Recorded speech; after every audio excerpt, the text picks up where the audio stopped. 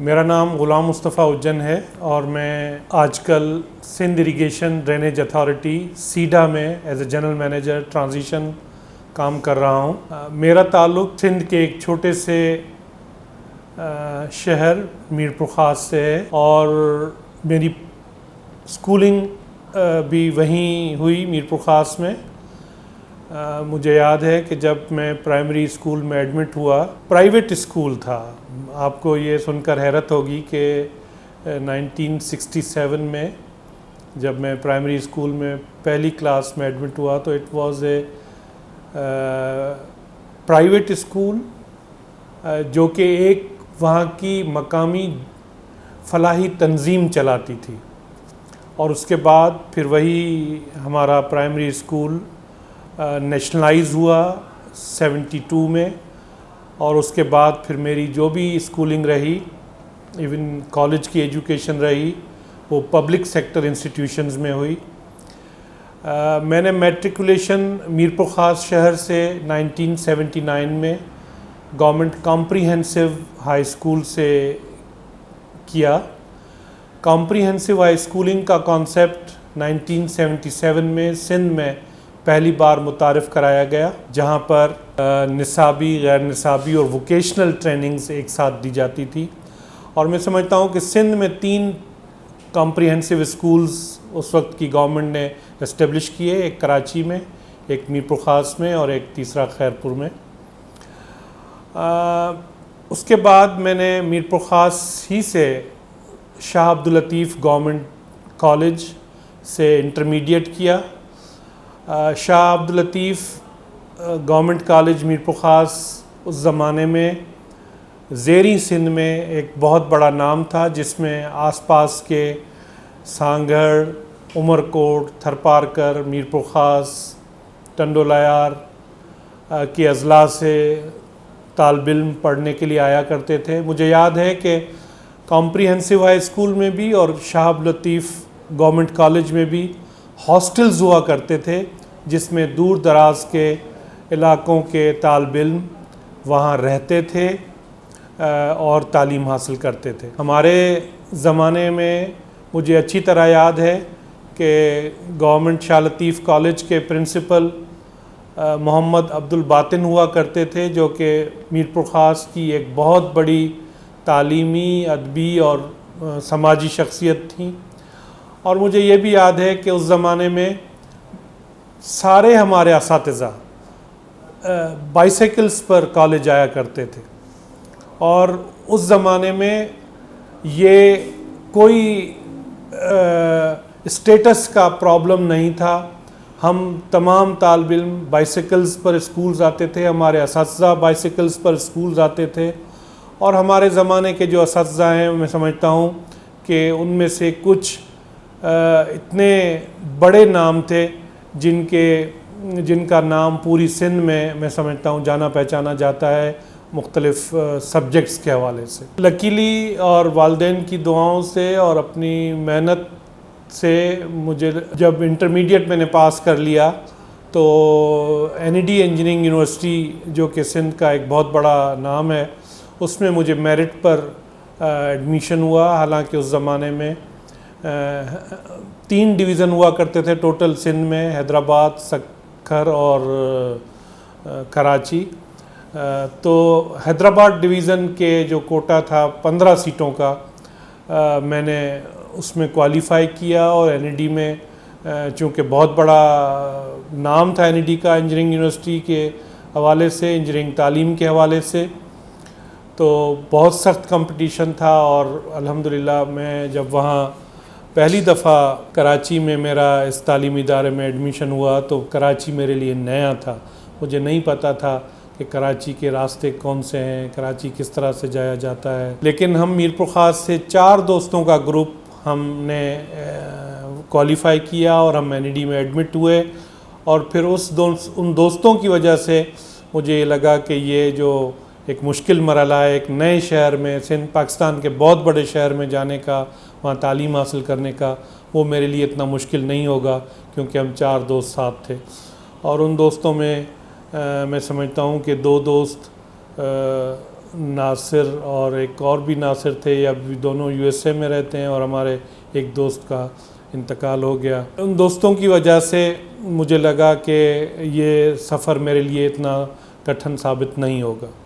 NED university में मैं जब देखता हूँ तो वो मेरी ज़िंदगी का एक ऐसा पीरियड है जिसमें मुझे ज़िंदगी को बहुत से रुखों के हवाले से देखने का, समझने का, न सिर्फ इंजीनियरिंग की एजुकेशन लेकिन समाजी एजुकेशन, सियासी एजुकेशन, और पूरे सिंध में एक दोस्तों का नेटवर्क जो मुझे फ़ख्र है उन दोस्तों के नेटवर्क को, वो जो मेरा बना वो एनईडी यूनिवर्सिटी के हवाले से बना।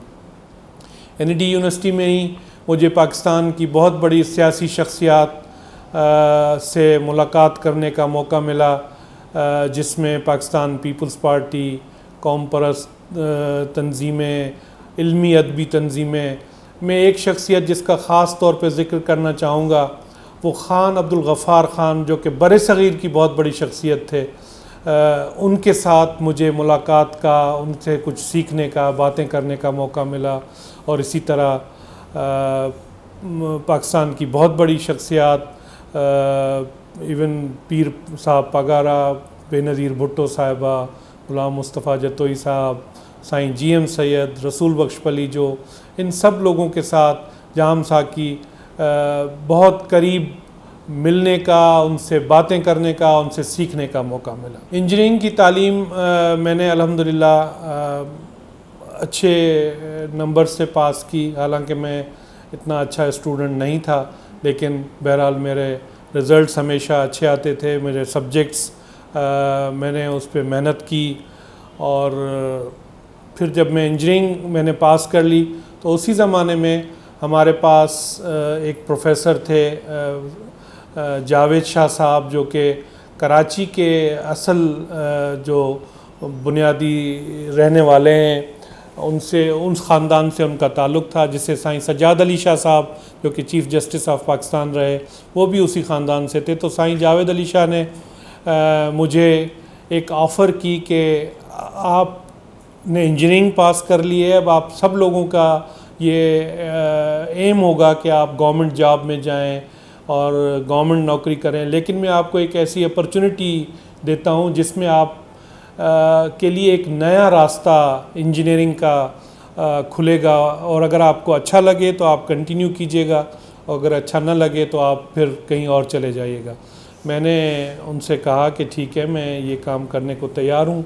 उन्होंने मुझे कराची की एक समाजी तंजीम बेसिक अर्बन सर्विसेज फॉर कच्ची आबादीज़, जो कि यूनिसेफ के फंडिंग से कराची के कच्ची आबादीज़ में वाटर सप्लाई और सैनिटेशन के प्रोजेक्ट को मकामी तंजीमों के साथ मिलकर इम्प्लीमेंट कर रही थी, मुझे मुतारिफ़ कराया।